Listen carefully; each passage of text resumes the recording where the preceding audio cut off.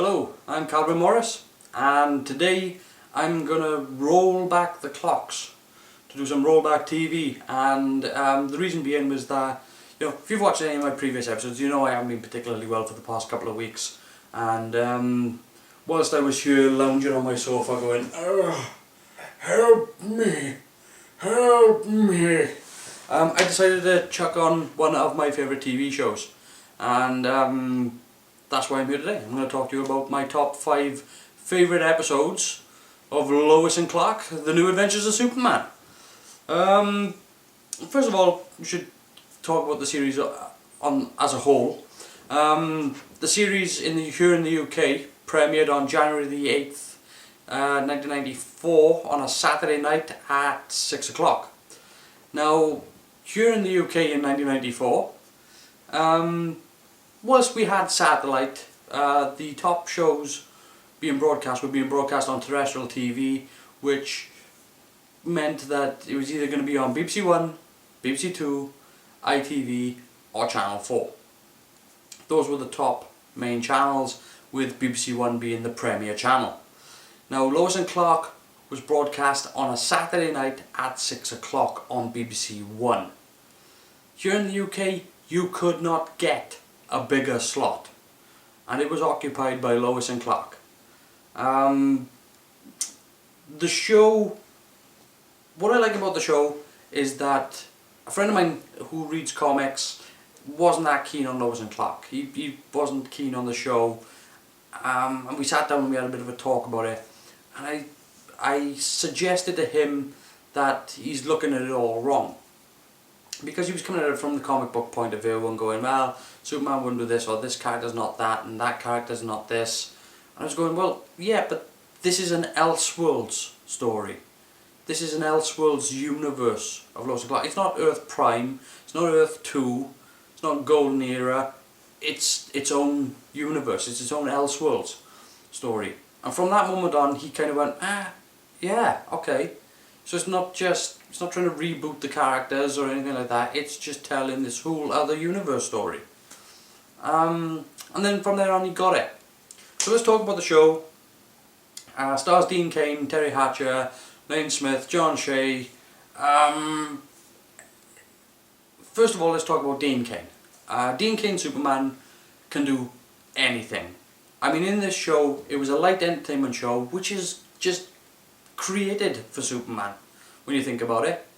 Because the character's upbeat, the character's light, the character is the flip side of Batman. And so, light entertainment at 6 o'clock on a Saturday night, that slot was created for this guy. Dean Cain Superman was capable of doing anything and going anywhere. I mean, it could do dark stories, light stories, love stories, silly stories. It could go anywhere. And think about that range for a second, because I can imagine Dean Cain Superman doing all the stuff that happened in Smallville, doing all the stuff that happened in Superman Returns, and doing all the stuff in Man of Steel.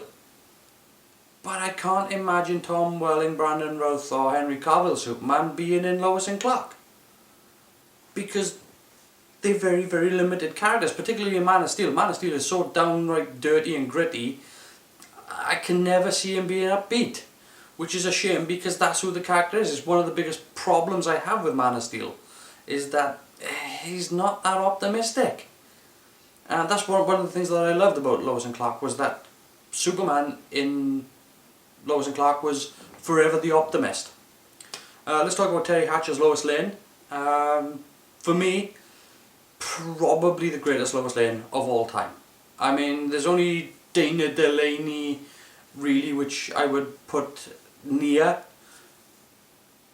But Terry Hatcher just knocked it out of the park every single time. You know, her Lois Lane was just brilliant. Absolutely brilliant. So that's the two main leads. Let's talk about John Shea's Lex Luthor. So now some people have a problem with John Shea's Lex Luthor being the fact that he's not bald. I don't care. Again, Elseworld story, and the one thing that I would say came from this series was that you got to see how evil Lex could be, and how much of a successful business person he could be as well. And John Shea played the character with energy, with magnetism, with charisma, but ultimately cold and evil. And that's the big thing, okay? Because he wasn't playing a monster. He wasn't playing a bad guy. You know, he was playing evil.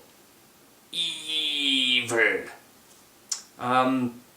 And done a fantastic job of it as well. I mean, he again, you're talking about a guy here that really and truly knew he was a bad guy and just played it to the hilt, but all the time delivering it with charm.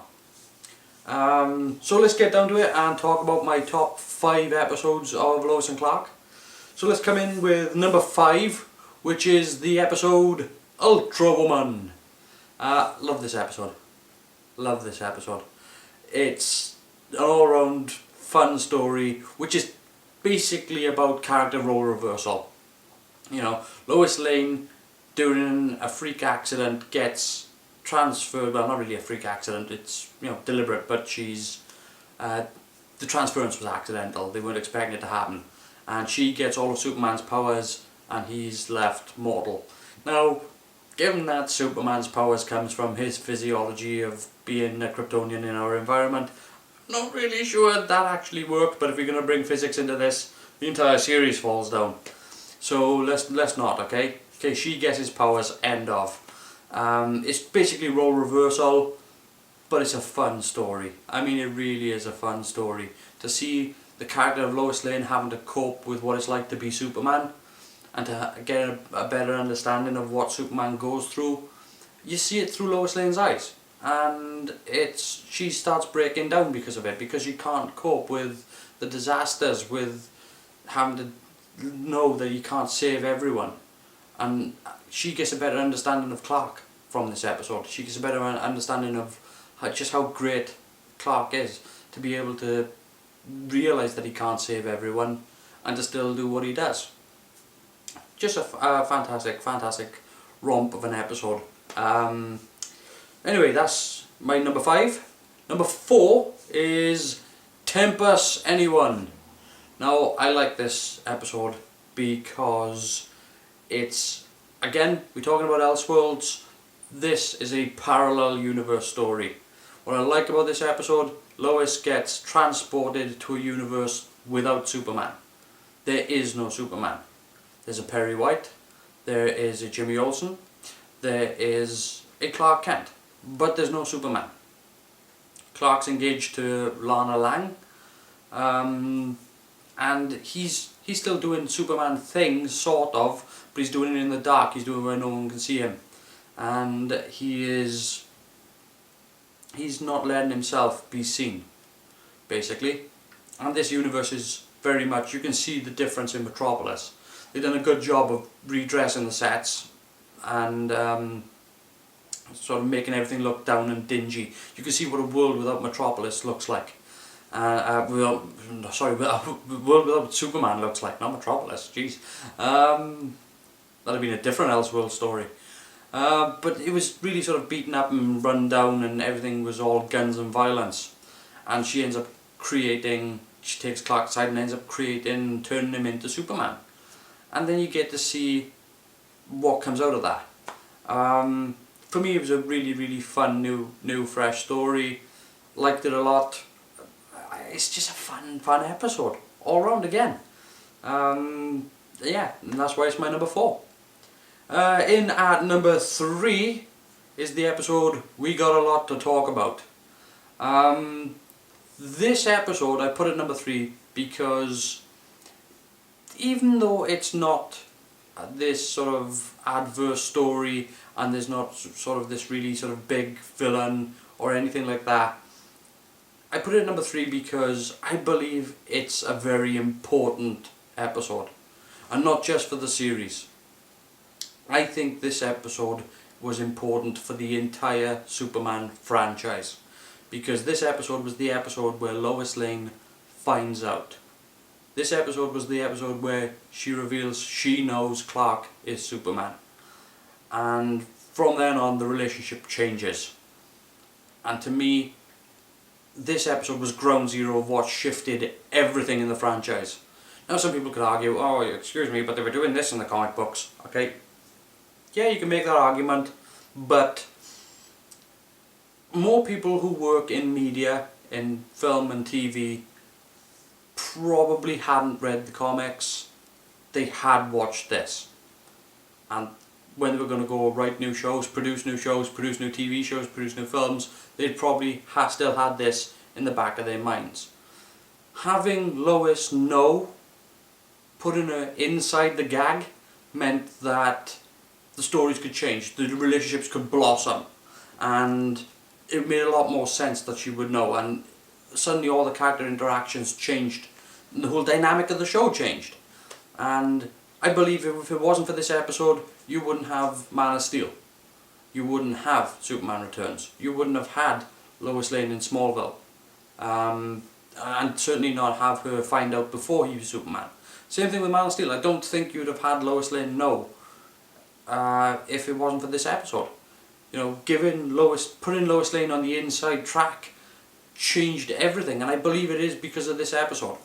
So that's why it's my number 3, because it's a very, very important episode, and it's really good to see how Lois Lane deals with it, how she copes with having to reconcile the fact that Clark and Superman are the same person, and suddenly realizing, you know, she doesn't know what to call him, because one minute it's Clark, one minute it's Superman, and which is it?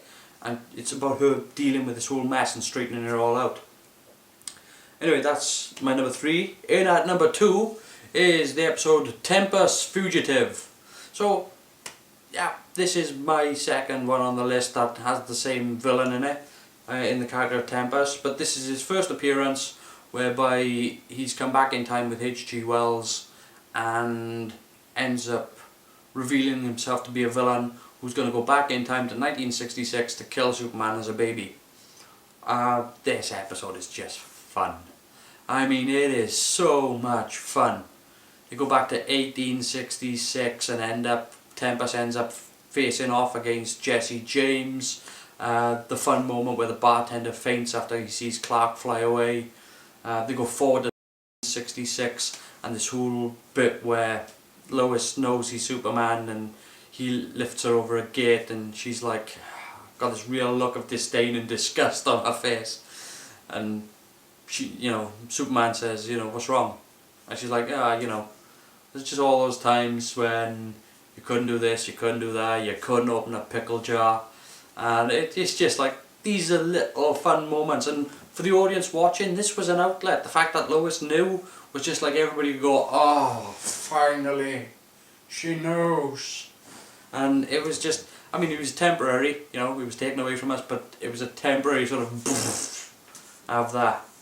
And just a great episode all around. No real important storytelling going on. Nothing, because everything gets reset at the end, so not really anything. It all gets retconned at the end of the episode, but you know, it is just a fun ride. It's just a good way to kill 40 minutes. So that brings me to number 1, which is my favourite episode of Lois and Clark: The New Adventures of Superman, and it is the green glow of home. This episode, what can I say about this episode? It's just the best thing they ever made. It really is. There's a little bit of Superman at the start, and the rest of the time he's Clark Kent right the way throughout the entire episode. And yeah, it's my favourite. I've watched it more times than any other episode because it is just so good. Story centres around Clark's first encounter with Kryptonite, and it's a large chunk of Kryptonite and a large overdose exposure to it, which strips Superman of his powers. He's left powerless. For the first time in his life, he is mortal. And if that weren't bad enough, Lois Lane has come along for the ride, only to complicate issues. Also, the story is about another recurring villain in the form of Trask, who is there to hunt down Superman. And what I like about this is it was expanding on the character of Trask as well, who originally was a bit of a megalomaniac, and in this episode he is full-blown megalomaniac. I mean, this guy is just nut job through and through. Believing that Superman is the advanced guard who's there to soften us up for an invasion, and it's about Superman dealing with it. And what I like with this episode is that we get to see the character of Superman. You know, we don't see the cape, we don't see the tights, we see his character through and through. Because having just got his powers back, his family is being threatened, he's being threatened, he gets his power stripped away from him yet again, and yet what does he do? He stands up and fights. He stands up and says hell no, and ends up in a brawl with Trask, a trained killer who Superman just has no powers. He just ends up in a bare knuckle fist fight trying to save the day. And that just tells you the spades about the character, absolute buckets about this character, that even without any powers he is still trying to save people, and that's the character of Superman.